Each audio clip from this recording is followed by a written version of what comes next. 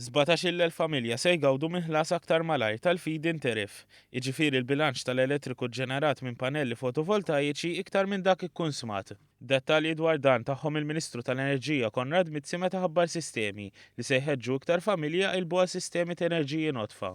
Obbligu fuq l-Enemalta u l-Arms li wara li joħorġu żewġ kontijiet, l-Arms hija obbligata li tikteb lil persuna konċernata biex jimla formula, jiffirma u la darba jiffirma darba jibqa' jieħu l-pagamenti wara kull kont dirett ġol bank tiegħu.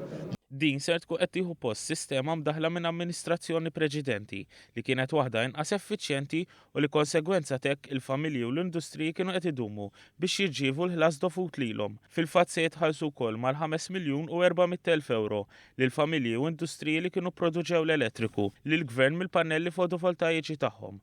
Iżda l qatt ma tħallsu, ħafna drabi minħabba burokrazija żejda. Fl-istess konferenza tal-aħbarijiet, il-Ministru Konrad Mizzi ħabbar ukoll li fix-xhur li ġejjin se jerġa' jkun hemm roħ sostanzjali fil-prezz tal-fuel, 11 wieħed mill-bidu ta' din l-amministrazzjoni. U antiċipat li se jkun hemm further reduction, riduzzjoni tajba ħafna wkoll fil-petrol u diesel f'April li ġej. Dan fil-waqt li l-kumpanija NMET se tkun qed tintroduċi wkoll prodotti ġodda fis-suq li ser iwasslu għal arja aktar nadifa.